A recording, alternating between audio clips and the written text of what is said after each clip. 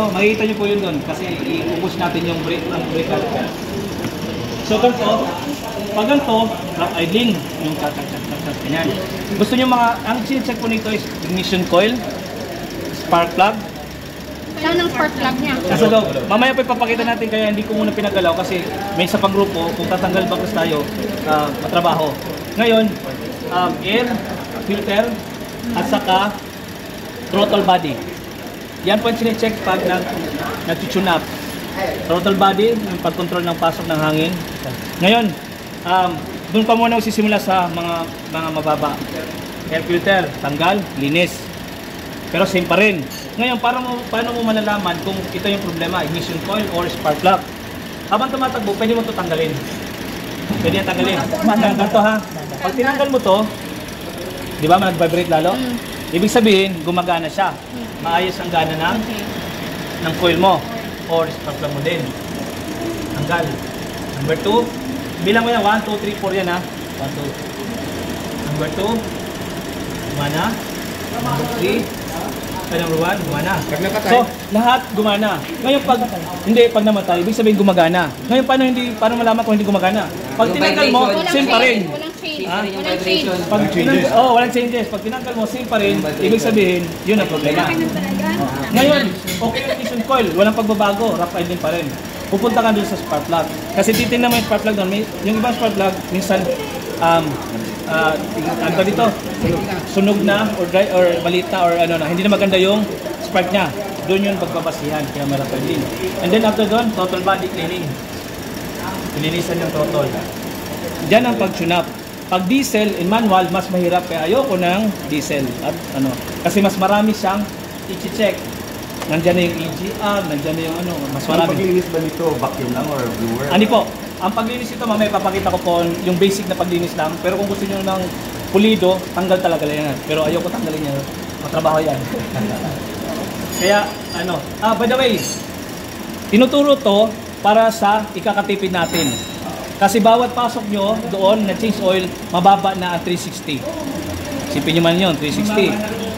360 na bayad. Pero kung kayo ang magtatrabaho, ilang minuto lang yan. Mamaya makikita nyo, mabilis yung trabaho eh. Lalo na ganito. Okay? Jerome, patay. Dipstick, ito yun no? Ay, oo. Dipstick. Ito yung dipstick. Oil. Pero mamaya na yun doon sa change oil. Okay lang ba tanggalin to na nakaandar? Ali po. Di ba, nakaandar? Hindi makakuryente yan? Halimbawa, Walang kuryente. wala kang pang brand new. Kailangan mo ng second hand. Tingnan ko lang ba? Hindi, gato. Patayin daw? Paano mo na? Wala kang pambili ng brand new. Second hand lang. Gusto mo makita kung maganda pa yung klase ng makina. Kasi karamihan na yung mga under chassis, hindi mo na masyado papansin yun kasi madali yung palitan. Ang kailangan mo sport, yung puso ng sasakyan nyo. Ngayon, pwede nyo siya i-check through dipstick. Makikita nyo rito kung saan tumatalbog yung oil. Nakita nyo na, malinis. Pwede nyo ganyan. Pwede na nyo itong open. Gusto mo nito, Jerome? Tulit ka ba? Tatalsik ko. Normal naman tatalsik ko. Saan yung Plies? Ayun ang hindi pwedeng buksan. Ito. Hindi. Pwede mo itong buksan. Pagkata, pwede mo itong buksan. Pag nakaandar? Oo, ganda. Mamaya, tutulong ko sa iyo. Tingnan mo tumatawag.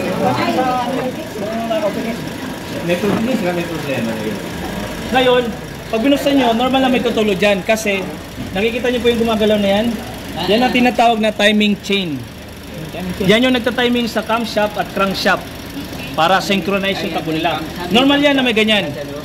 Ang titingnan nyo, pag sa second hand, is yung usok lumalabas. Ngayon, halimbawa, may nakita kayong usok. Ako, may usok. May problema, blow-by. Yung ibang sasakyan, normally, pag matanda na, may blow-by na lumalabas. Pero hindi pa rin yung ibig sabihin, hindi ibig sabihin, malaki na problema sa sasakyan. Ngayon, titingnan mo, may blow-by, may usok. Tara natin, baka maubos yung Diba, may usok. Sabihin mo, malakas ang usok. Ngayon gusto mo ma-sure na kung yung blow-by niya is malala na yung compression. Pwede mo ito i-check. Ito o ito. Pag talangkal mo yan, makikita mo dyan, ang lakas ng usok. Kasi dito bumabalik yung blow-by na linya na to. Hinihigop niya yan. Pabalik. Yan ang pag-check pag second hand. Ha? Dapat nakaandar yung makina. Opo, mas maganda andar. Tapos, isa sa i-check nyo, yung mga linya na to, tinatawag na cylinder head kung may mga langis, oil. Yan. Pag may mga langis yan, magdalawang isip na kayo, ibig sabihin, dalawa lang yan, nag-overheat na siya, kaya nagkakaroon ng leak, or yung mga gasket niya is leaking na talaga. Okay. Ha? Pwede mo, kung mayaman ka rin naman, kung isipin mo yung gastos mo ay konti lang gagastos mo pagpaayos, pwede mo rin gawin. Wala problema yan. Nasa sa inyo pa rin yun kung bibili nyo. Pero may point na kayo. Ha? Okay lang din sa akin, sa mechanic, okay lang din yun. Pag lumubog sa tubig naman, wag na wag mo i-start kagad. Kasi pag napasok Tatuyuin mo yun, muna siya. mabibengkong yung ano yan. Connecting rod. Oil ko ang tinatakpan dyan pag engine oil mo. Pwede po, Ay, hindi, sorry, engine cleaning, wash. engine wash. Pwede po ito engine wash. Wag nyo lang tutukan ng masyado yung mga tulad nito. Kasi matanggal. Wag nyo lang, Eh, ano yung tinatakpan dyan? Ano yung tinatakpan? wala mo po. Okay lang kayo. Tanggalin nyo na ito, negative. Tanggalin nyo negative. Buhusan nyo. Wag nyo lang, wag nyo lang itutok masyado. Sabon, water. Yung sabon kasi dito tatatakin eh. Dapat Nag-dry na. Dapat maglinis. Mayroon po siyang degreaser na tinatawag. Yun po yung karamihan. Yan talaga. Yung timing belt niya. Ay, timing belt. Wala pong timing belt na yung mga ganito. Timing chain. Ito yung timing chain niya. Kaya, dati yung mga timing belt, after 100,000, kailangan mo magpalit. Ngayon, dahil sa timing chain na siya, no worries na. Ito po yung timing chain. How to, ano tawag ito? Tune up. Basta na sa auto. Yung last po na alam ko sa na timing yung Land Cruiser 2009 or 10. Yun. Dalo po yung matanggal na yung mga V8. Saka pasin nyo po, wala na pong V8 ngayon ng mga Toyota kasi na pumirma sila sa yung pang sa pollution. Kaya lahat ng 8 nila, hindi mo, ay wala to, lagi itong tumutunog. May vibration na mangyayari. May vibration na nangyayari naman. Tataka kapag anong ngayon, Kapag nagbili ba ng bagong wala to. magulayan? O wala to. Kaya iniingatan to na mawala. Kundi mag-special na order ka. Wala Tanggal to. ito si balik sa ano? Natatanggal to. Tatanggal. Dalawa to ha, dalawa. Shem at saka yung isang holder. Holder. Shem lahat. Dalawa yan. Tinatanggal. Shem at Pag fold. nabili kayo ng brake pad, ganito lang. Yes. So pag ka ba dito, automatic pa kailangan balikan yung sa kabila? Oo. Nagparehas bago. Hindi pwede yung isa lang yung mo. Isa lang. Kasi Ganun din ba sa likod? ganun din po. So lahat palitan. Pero hindi required na all, na apat. Kung sino lang yung May mali. Yung sino lang yung may mali. Kung ano lang. Kung sino lang may pira, hindi palitan niya apat. Ngayon dito, kung papasinin nyo ito, mababa na yan sa konti. Alam niya na yan. Mababa yan. Si Atmate, Ito po, ano mo na piston, sabi kasi piston. nag-message yung sa group. Akit na yung tubig, ay yung fluid yan. Pupunta yan sa ano. Ito Alam yung niya na yan. caliper Si piston. Abri lang, sabihin natin. Sabihan.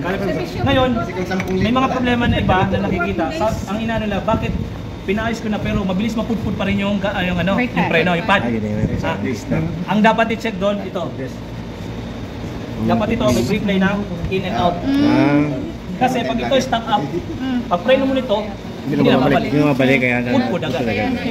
Mapapansin nyo rin na may stock to, kahit anong accelerate mo, parang ang bagal mo, parang may humihila na pa pumipigil sa'yo. So pinapalitan din yung rubber niya. Hindi, ito, repair kit na yan, hindi yan pinapalitan, kaya iniingatan ito na masira. Pero pwede mo itong tanggalin, tapos i-lubricate, lagyan mo ng oil, ay lagyan mo ng grasa. Ang ginagamit namin dito na grasa is white. White na, yung white kasi yun is high temperature. May mga ordinary na grasa na hindi high temperature, nagme-melt po yun.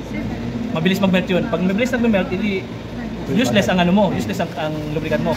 So ginagamit namin dito yung white na high temperature. Advisable ba na sprayan muna ng W? Ang WD-40 sa mga moving po yun, ng mga stock. Halimbawa ito, stock. Pwede nyo po yan. Sprayan nyo to dito. Pwede nyo naman mag-penetrate siya. Yan po yung yan po yung pag-check ng pagbalik. Simple lang po pagbalik. Simple lang pala, no? Ito mahalaga din to ha, huwag nyo mabalik kasi ito yung nagpo-push back. Isa na nagpo-push back. So, yung pagbalik dito, ikaganyan mo lang. Ganun lang yan. Tapos, halimbawa ito, balik ko atas. Experience nyo. Para ma-experience nyo. Ayun sa baba lang yan. Hindi mo pala kailangan talaga ito. Hindi. Kung pad lang ang tingnan. Kung yung pad Ito, lang. tinatanggal namin to na buong caliper. Kung balikan. Pagpapalit ka ng rotor or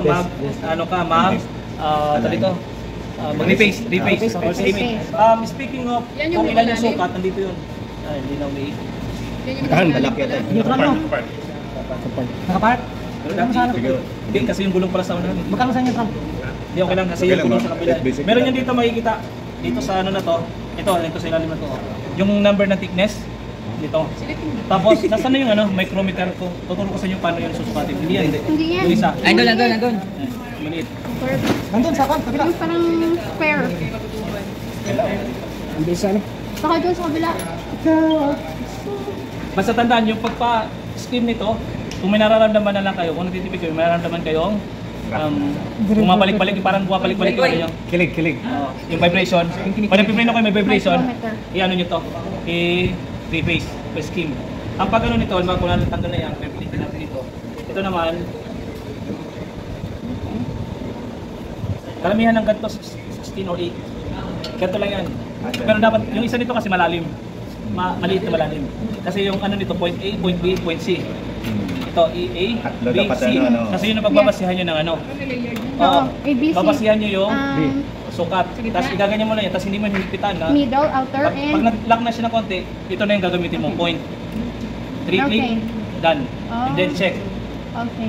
Yun na yun. Ito, nasa, bawal pa. 20, 19, 20, 20.6. So makapal pa. Minimum nito 16. Ang mukha, ano? Oo, kapal pa. 16 or 18 pa. Maximum, 16. Yes. Minimum. Minimum 16, Minimum. 18 yung isa. Kalida na. Oh, minimum 16 ang thickness nito. Yun na yung pagpalit niyan. Then, Magkano yan? Magkano 5 years? Ayan, kaya dito, para makagulang yung mga dealer, every time magpapalit ng pad, i-skim to. So ilang palit mo ng pad, palit ka na ng rotor disc. So, dapat may alam ka, bibili ka. no? Oh. Kaya kung wala kang alam, Diba? Oo. gastos ka ng gastos. Tagal naman yan bago Matagal po. Oo, matagal eh. Matagal to. O ngayon, sabi ko, kung hindi marunong, yung nagsusukat, ito ang gagamitin. Kabila. Yan. Ito, tingnan, kung papasin niyo po ito na ano na area na to is litaw. Ito malalim. Ngayon, pag ginanyan mo yan, bangga Wala na. na. Hindi na siya dikit. Kasi dito yung makain sa ilalim. Kaya, kung ididikit mo, pipilit mo, yung iba niyan hindi mo rin mahabol. Kaya, may error to, Balikawat yung ano, plus accurate to. Although, pwede mo naman sundan, kung magaling ka sa mathematician, ang gato lang yung point niyan. Ako hindi ako mahilig sa Convert math. So, susundin ko yung proper. O gusto niyo i-try Si para micro. ma-experience nyo?